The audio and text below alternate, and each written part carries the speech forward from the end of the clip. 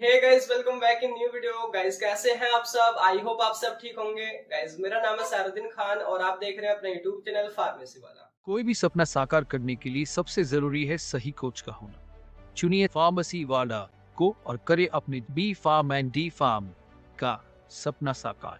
Download the app now. तो आज की जो वीडियो है, इस वीडियो में हम देखने वाले हैं वही जो हमारी फार्माकोलॉजी बी फार्म 6 सेमेस्टर में चल रही थी। तो यहाँ पे देखिए हमारी यूनिट फर्स्ट चल रही है। लास्ट में जो हमने वीडियो में कवर करा था वो था एक्सपेक्टोरेंट्स एंड एंटीटसिव। तो यहाँ की जो पिछली वीडियोज़ हैं आप उनको देख सकते हैं। प्लेलिस्ट का लिंक आपको डिस्क्रिप्शन में मिल जाएगा। आज जो हम नेक्स्ट टॉपिक कवर कर रहे हैं देखिए वो है nasal decongestant and respiratory stimulants. तो ये होते क्या हैं, कितने टाइप के होते हैं और इनका mode of action and use यहाँ पे हम देखने वाले हैं। तो देखते हैं इनके बारे में। बाकी यहाँ पे जो हैंड रिटन नोट्स लिखे हुए हैं इनको आप फार्मेसी वाला ऐप से डाउनलोड कर सकते हैं। सिंपली आप प्ले स्टोर पर सर्च कर लेना फार्मेसी वाला, या फिर लिंक आपको डिस्क्रिप्शन में मिल जाएगा वीडियो का कि कैसे आप डाउनलोड करना है, आप चेक कर सकते हैं। तो यहाँ पे देखिए सबसे पहले हम बात करते हैं नज़ल डीकंजेस्टेंट के बारे में। जैसे कि अगर हम वर्ड को ब्रेक करें, नज़ल एंड डी प्लस कॉन्जेस्टेंट। तो नज़ल का मतलब यहाँ पे नोज़ यानी कि नाक, डी का मतलब होता है रिमूव करना या डिलीट करना, एंड कॉन्जेस्टेंट यानी कि कंजेशन या बोले तो ब्लॉकेज। यानी कि कई बार आपने देखा होगा ना, जैसे कि इमेज से आप समझ रहे हैं कि आपकी कॉमन कोल्ड की वजह से, नज़ला जुकाम की वजह से नाक बंद हो जाती है और नाक के थ्रू ना सांस लेने में ना बहुत ज़्यादा दिक्कत होती है, क्योंकि वहाँ पे बहुत ज़्यादा म्यूकस वगैरह हो जाता है, सूजन वगैरह हो जाती है नाक की जो म्यूकस मेम्ब्रेन है वहाँ पे। एंड उसी को हम बोलते हैं कंजेशन, यानी कि वहाँ पे हमारी नाक के थ्रू सांस नहीं लिया जा रहा है। अब उसी नाक को जो बंद हो गई है उसको खोलने के लिए जो मेडिसिन दी जाती हैं उन्हीं को हम बोलते हैं नज़ल डीकंजेस्टेंट। जैसे कि आप यहाँ पे देख रहे हैं, ये जो पर्सन है, ये जो यहाँ से लिक्विड वगैरह ले रहा है, नज़ल स्प्रे या जो भी नज़ल ड्रॉप वगैरह है, तो यहाँ पे ये ना डीकंजेस्टेंट है, यानी कि नज़ल में जो भी कंजेशन हुआ है। कंजेशन का मतलब होता है ब्लॉकेज हो जाना, या आपने सुना होगा ना कि यार वहाँ मत जाओ उस तरफ, वहाँ पे ना बहुत ज़्यादा कंजेस्टेड एरिया है, वहाँ बहुत ज़्यादा भीड़ भाड़ है। तो हमारी नाक में ना बहुत ज़्यादा कंजेशन हो जाता है, जिसकी वजह से ना हवा, यानी कि सांस की मदद, सांस जो हम ले रहे होते हैं वो हवा हमारे रेस्पिरेटरी सिस्टम या तो लंग्स तक नहीं पहुंच पाती है और हमको दिक्कत होती है। क्लियर हुआ? तो यहाँ पे इसी वर्ड से आप समझ सकते हैं। अगर हम डेफिनेशन निकालें तो यहाँ पे लिखा है कि nasal decongestant are those drug which are used to treat nasal congestion by constricting blood vessels and reducing inflammation in nose. कि ये जो है ना वो मेडिसिन होती हैं जो कि हमारी नज़ल कंजेशन को, जो हमारी नाक बंद हो गई है उसको ठीक करने के लिए या फिर खोलने के लिए यूज़ की जाती हैं। और ये काम कैसे करती हैं, लिखा है कि by constricting blood vessels and reducing inflammation in nose. हमारी नाक में ना इन्फ्लामेशन हो जाती है, साथ के साथ हमारी नाक में जो भी ब्लड वेसल्स पहुंच रही होती है ना वो बहुत ज़्यादा डायलेट हो जाती है, वहाँ पे ना ब्लड का बहुत ज़्यादा फ्लो बढ़ जाता है। तो जो डायलेट हुई ब्लड वेसल्स हैं उनको ये कंस्ट्रक्ट करते हैं, है ना, यहाँ पे कंस्ट्रक्शन वो करते हैं, साथ के साथ इन्फ्लामेशन को भी कम करते हैं। जैसे इन्फ्लामेशन वगैरह यहाँ पे कम होगी तो आपकी जो प्रॉब्लम है वो यहाँ पे ठीक हो जाएगी। यहाँ पे बात करते हैं कौन कौन सी मेडिसिन यूज़ की जाती हैं एग्जाम्पल के तौर पर। जैसे कि यहाँ पे ऑक्सीमेटाजोलिन है, नाफाजोलिन है, इफेड्रीन है एंड स्यूडो इफेड्रीन है। यहाँ पे ना मेरे सामने ना रियल में यहाँ पे एग्जाम्पल भी है, जैसे कि मैं अभी आपको दिखाता हूँ। ये मेरे पास पड़ा है, ये नज़ल ड्रॉप है। अगर आप देखोगे यहाँ पे जो इसका सॉल्ट है वो है ऑक्सीमेटाजोलिन हाइड्रोक्लोराइड नज़ल सॉल्यूशन। तो ये जो है यहाँ पे क्या है, नज़ल डीकंजेस्टेंट है। कभी भी हम मेरे को जुकाम या फिर नाक वगैरह बंद होती तो इसमें से एक दो ड्रॉप डालते हैं और वो खुल जाती है। ठीक है, अब थोड़ा सा देखिए, हम वैसे तो आपको पता होगा कि क्या होता है नज़ल कंजेशन, लेकिन थोड़ा सा हम समझ लेते हैं कि ये क्या होता है, किस वजह से हो जाता है, कौन कौन से सिम्टम नज़र आते हैं एंड कैसे होता है, यानी कि इसकी पैथोफिजियोलॉजी हम समझ लेंगे। देन जो आपके सारे नज़ल डीकंजेस्टेंट उनका classification and mode of action. तो यहाँ पे देखिए नज़ल कंजेशन यानी कि नाक का बंद होना, तो लिखा है कि nasal congestion is defined as the blockage of nasal passage due to inflammation and excess mucus production in nose which make breathing difficult through nose. कि ये जो है ना एक ऐसी कंडीशन होती है जिसमें आपका जो नज़ल पासेज है, यानी कि जो आपकी नाक की जो रास्ता है वो ना बंद हो जाता है, ब्लॉक हो जाता है। किसकी वजह से? इन्फ्लामेशन की वजह से और म्यूकस, एक्स्ट्रा म्यूकस प्रोडक्शन की वजह से। म्यूकस यानी कि वही जो हाँ जो नोज़ी के दौरान निकलता है सारा लिक्विड, वो यहाँ पे ज़्यादा एक्सेस मात्रा में प्रोड्यूस हो रहा होता है एंड इसी वजह से ना सांस लेने में दिक्कत होती है नाक के थ्रू। तो हम ऑप्शनल के तौर पे मुंह के थ्रू भी सांस ले पाते हैं, लेकिन सोते टाइम हम मुंह के थ्रू सांस नहीं ले पाते हैं, या उसको फिर खर्राटे वगैरह आने लग जाते हैं, दिक्कत होती है। तो उस टाइम पे ना सांस हमें नाक से ही मोस्टली लेना होता है, और नाक हमारी बंद हुई होती है तो हमको सोने में भी बहुत ज़्यादा यहाँ पे दिक्कत होती है। तो ये अभी आपने समझा नज़ल कंजेशन क्या है। अगर बात करें ना, इससे को हम ना स्टफी नोज़ के नेम से भी जानते हैं, nasal congestion also known as stuffy nose. ठीक है, इसके सिम्टम्स की बात करें तो देखिए सबसे पहले तो यही है, difficulty in breathing through nose. अब नोज़ यानी कि नाक के रास्ते से, नाक के थ्रू आप यहाँ पे सांस ले नहीं सकते, बहुत ज़्यादा दिक्कत होती है। दूसरा कि रनी नोज़, बहुत ज़्यादा नाक बहती है, पानी वगैरह यहाँ पे बहुत ज़्यादा निकलता है। एंड इसके बाद देखिए नेक्स्ट यहाँ पे वो है रिड्यूस सेंस ऑफ स्मेल। आपने अक्सर देखा होगा ना, जब जुकाम वगैरह हो जाता है, नाक बंद हो जाती है, तो हमको ना किसी भी चीज़ की खुशबू नहीं आती, ना तो खाने में से, ना ही परफ्यूम में से, ना ही किसी चीज़ में से, यानी कि वो सेंस ऑफ स्मेल यहाँ पे कम हो जाती है। नेक्स्ट आपकी नाक रेड हो सकती है, रेडनेस वहाँ पे देखी जाती है। नॉइजी ब्रीदिंग ड्यूरिंग स्लीप, जब आप सो रहे होते हैं तो कई बार सांस लेने के दौरान उस नाक से बहुत ज़्यादा तेज़ तेज़ से आवाज़ आती है। एंड लास्ट में है सोर थ्रोट या कफ, आपके गले में थोड़ा दर्द हो सकता है या फिर खांसी वगैरह भी देखी जाती है इसके साथ में। तो ये सिम्टम है किसके, नज़ल कंजेशन के। अब बात करते हैं किन किन वजह से ये हो जाता है। पहला है इन्फेक्शंस, जैसे कि कॉमन कोल्ड, जो नॉर्मल हमको नज़ला जुकाम हो जाता है वो।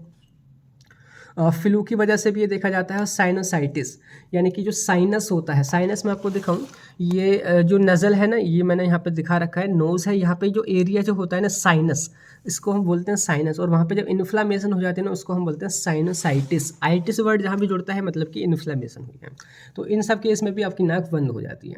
और किस वजह से होता है, पोलेन, कोई भी dust particle, mould, bacteria, virus वगैरह आपकी नाक तक पहुँच जाता है, तो उसकी वजह से वहाँ पे क्या होता है, आपका जो इम्यून सिस्टम है वो एक्टिवेट हो जाएगा। और वही सारी चीज़ें जो हमने लास्ट में समझी थी पिछली वीडियोज़ में, अस्थमा में होता था, सीओपीडी में होता था, आपकी इन्फ्लामेशन हो जाती है, आपके इन्फ्लामेटरी मीडिएटर वहाँ पे रिलीज़ होते हैं और वहाँ पे जाकर के बहुत ज़्यादा म्यूकस प्रोडक्शन कर देते हैं।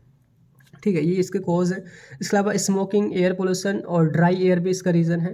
एंड लास्ट में एक आपका मतलब देखा जाता है, कुछ जो लोग होते हैं उनकी नाक में ही दिक्कत होती है, उनकी नाक में कुछ स्ट्रक्चर ऐसी बनी होती है जिसकी वजह से जो है उनकी नाक से सांस लेना बड़ा मुश्किल हो पाता है, ये वो खर्राटे वगैरह ले पाते हैं। तो ये कई बार स्ट्रक्चर एबनॉर्मलिटीज़ भी वहाँ पे देखी जाती हैं। तो अभी आपने देखा है कि क्या है यहाँ पे नजल कंजेशन, उसके सिम्टम एंड कॉज। अब बात करते हैं पैथोफिजियोलॉजी ऑफ नजल कंजेशन, यानी कि आखिर हमारी नाक बंद होती कैसे है। तो सिंपल सी यहाँ पे पैथोफिजियोलॉजी है कि कोई भी एलर्जन, कोई भी पॉल्यूटेंट्स या कोई भी मोल्ड, यानी कि आपका कोई भी डस्ट पार्टिकल या कोई भी आपका बैक्टीरिया वायरस आपकी नाक में एंटर करता है हवा के जरिए। जब वो नाक में एंटर कर जाता है तो वो एक हमारा फॉरेन सब्सटेंस है, यानी कि एज ए एंटीजन काम करता है। सिमिलरली जैसे हमने लास्ट वीडियोज़ में देखा था कि हमारा इम्यून सिस्टम एक्टिवेट हो जाएगा। इम्यून सिस्टम में जो आपकी आईजीई एंटीबॉडीज जो है वो एक्टिवेट होती थी और वो आपकी जो मास्ट सेल थी उससे जाके चिपक जाती थी, है ना। फिर एंटीजन वहाँ पे बाइंड हो जाता था तो आपकी जो मास्ट सेल है वो फट जाती थी, यानी कि वहाँ पे डीग्रेन्युलेशन हो जाता था मास्ट सेल का। और वहाँ पे कुछ इन्फ्लामेटरी मीडिएटर्स रिलीज होते थे जो कि इन्फ्लामेशन कॉज करते थे, जैसे कि आपका साइटोकाइंस हैं और ल्यूकोट्रिन्स हैं, प्रोस्टाग्लैंडिन है, हिस्टामिन है। तो वो जो सारी चीज़ें हैं जो आप पीछे पढ़ चुके हैं ना, सेम वही यहाँ पे कॉन्सेप्ट है। और जब यहाँ पे ये सारे इन्फ्लेमेटरी मीडिएटर्स रिलीज हो जाते हैं उसकी वजह से ना आपकी जो नाक है ना उसमें इन्फ्लामेशन हो जाती है।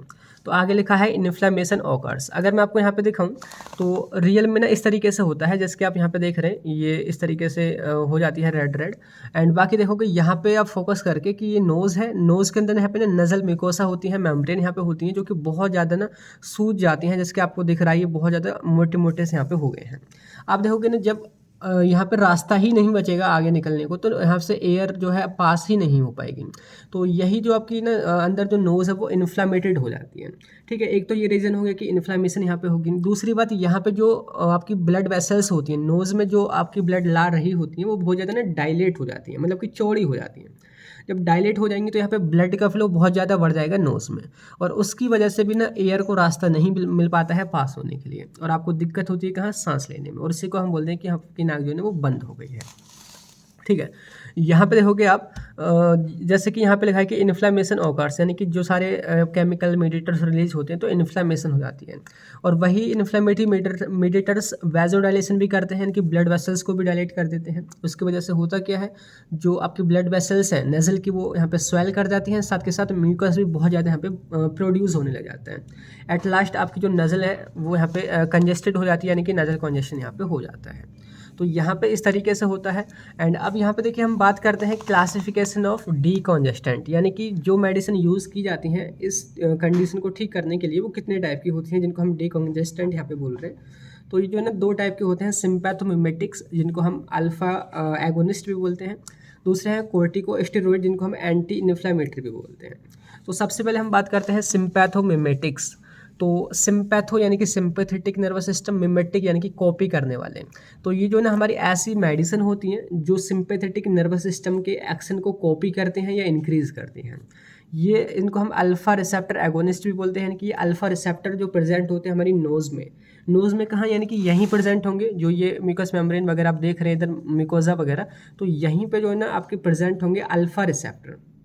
वहाँ पे जाके बाइंड होगी आपकी मेडिसिन, और वो क्या करेगी, यहाँ पे बेजो कंस्ट्रिक्शन करती है।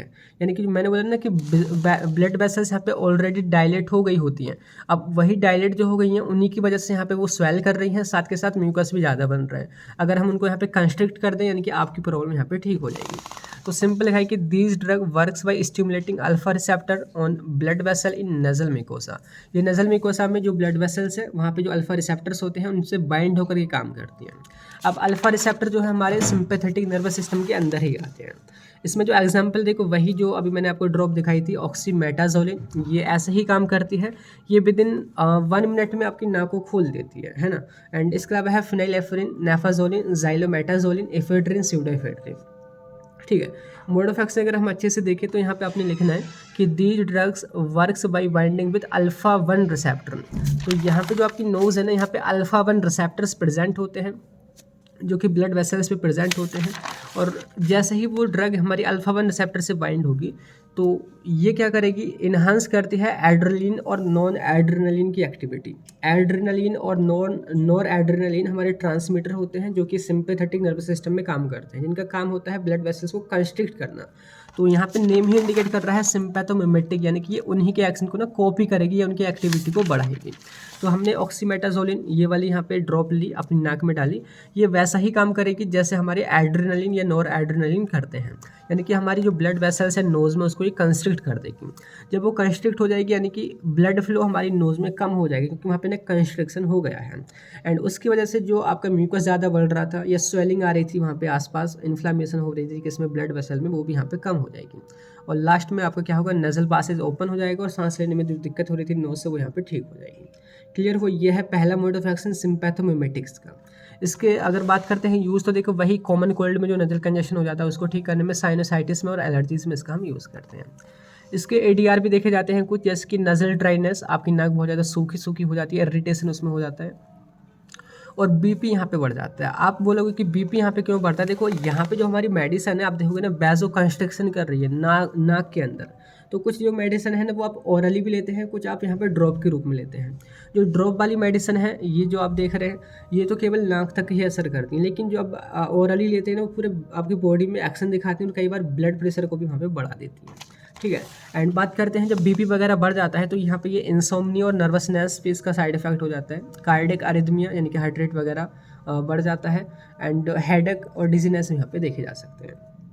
तो ये इसके ADR हो गया। अब बात करते हैं सेकंड जो टाइप देखिए वो है कोर्टिकोस्टेरॉइड्स, और इनको हम एंटी इन्फ्लामेटरी भी बोलते हैं। इस ड्रग को आप बार बार पढ़ते आए हैं, COPD में पढ़ा था, अस्थमा में पढ़ा था, कई टाइप के इनका मोड ऑफ एक्शन सिंपल यही होता है कि इन्फ्लामेशन को कम करते हैं। अभी हमने देखा है कि ब्लड वेसल्स को हम यहाँ पे कंस्ट्रिक्ट करके काम कर रहे थे।